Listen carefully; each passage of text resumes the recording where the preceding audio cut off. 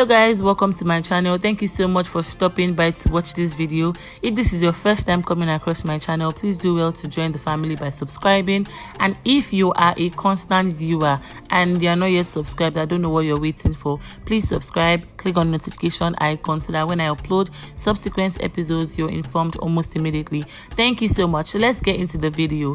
In this video I'm going to be making cocktail garnishes, and for this garnishes I'm going to be using the citrus family, the pineapple, oranges, lemons and limes. So it starts by washing all your fruits. We really do not want sand or dirt in the garnishes, because anything you do at this point is just going to gum to it to the end, and if you're dehydrating a fruit with sand, it's going to be there. So you need to take your time and wash it very well. Then you slice all the fruits in thin slices please.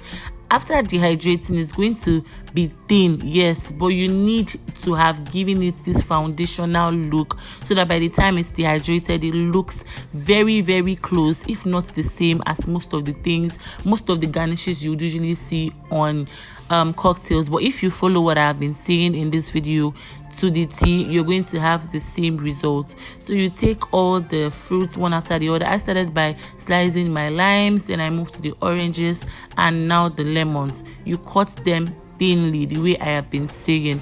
Now for the pineapple, unlike the other fruits that we cut them with their skin, you're not going to be cutting the pineapple with the skin. You're going to peel out the skin first. We do not need it in this process. You peel out the skin and you cut it thinly. After that, you get yourself a baking tray, line it up with parchment paper and arrange the fruits in your preference. I like to put them together, pineapple, oranges, lime. I like to put them together.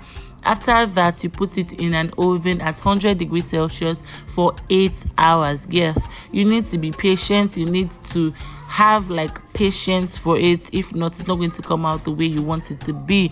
After that, you get yourself an amazing cocktail garnish that you can use for different fruits. So this is an example of my pineapple and lemon slices for my pineapple margarita. The video is going to be coming up soon, so just look at how I used it to garnish my cocktail, and it's looking really nice.